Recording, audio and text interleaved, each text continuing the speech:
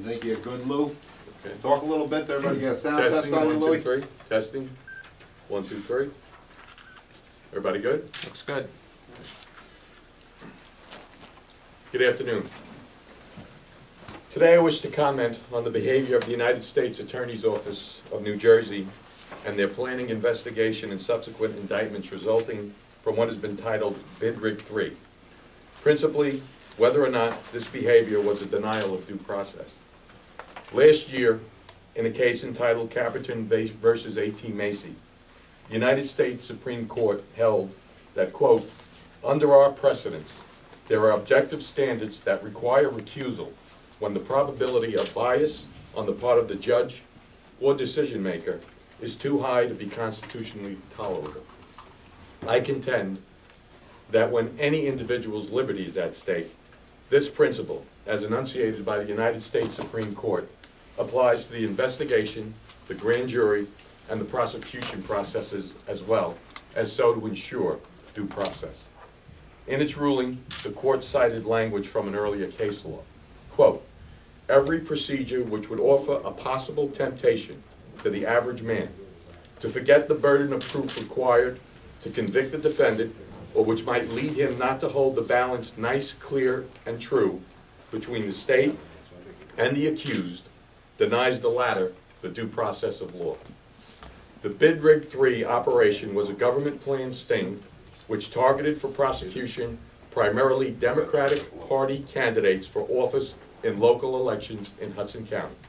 During the course of the operation, the United States Attorney Chris Christie and then acting United States Attorney Ralph Mara and First Assistant United States Attorney Michelle Brown and other key United States Attorney Office staff were overseers of this government sting.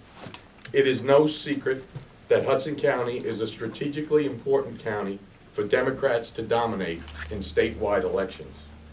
During the course of the Bid Rig 3 investigation and prosecution, by their own public admissions, Christie, Mara, Brown, and other staff at the United States Attorney's Office remained in contact with one another, even after Christie became a candidate for the partisan Republican nomination and election for governor of New Jersey.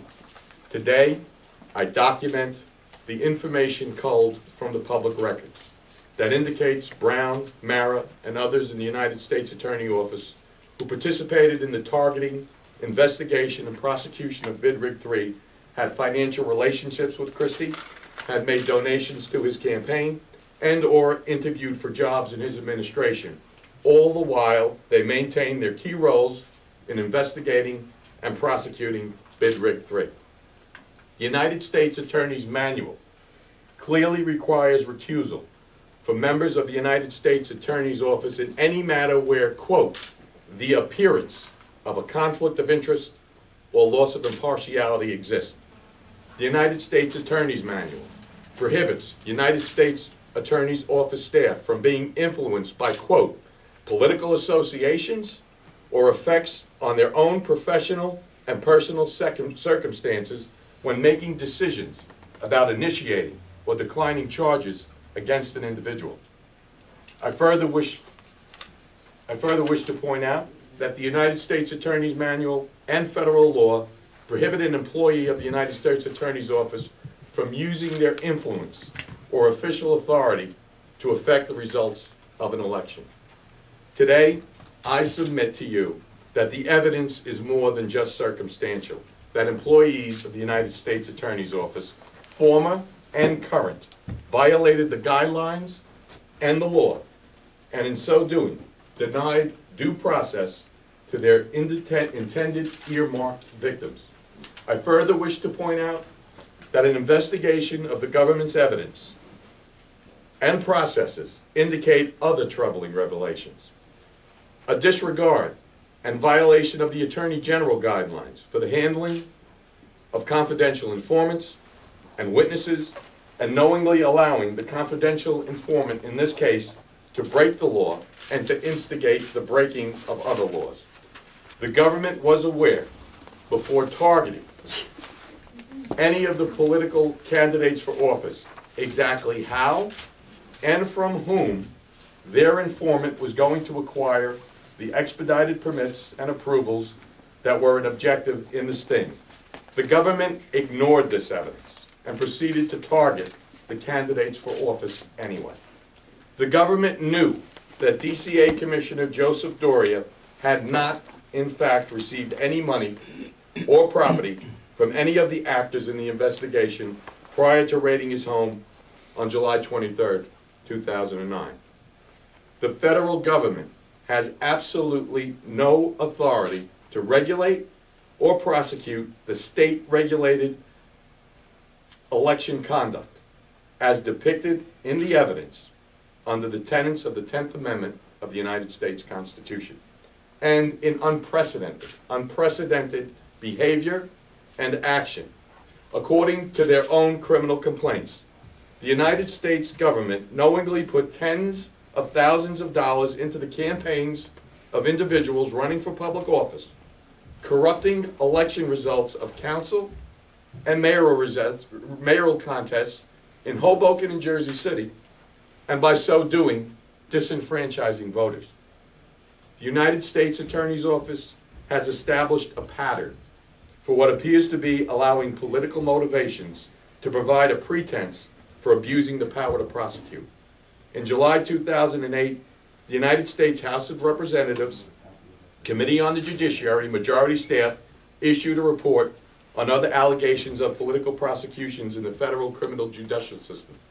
A section of that report cites conduct of the New Jersey State United States Attorney's Office.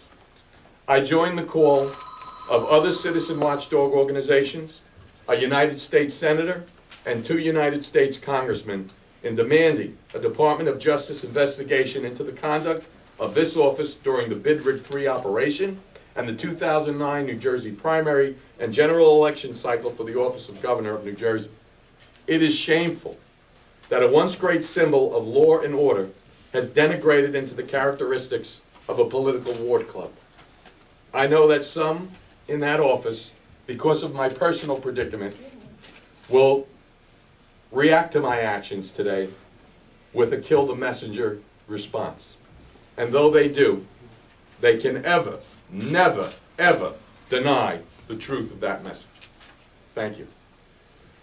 The materials you have are a binder which has a narrative explaining during the course of the investigation exactly how guidelines of the United States Attorney's Office manual and federal laws were violated.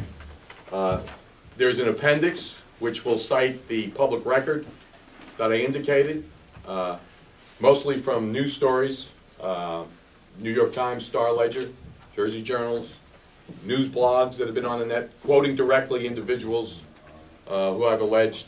You'll also have in there a recusal required package, and this has the ELEC reports from Chris Christie.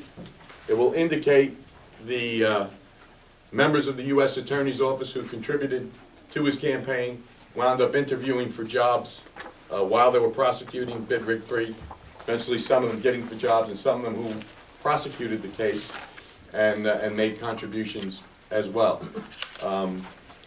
This all correlates, and I'm going to just show you a brief video of Mr. Christie's remarks in February of 2009, long before the primary election, while he was a candidate for office. He's not a U.S. Attorney here, but I just want you to listen to his remarks here. Pat, if you could play that DVD, and then I will take Q&A.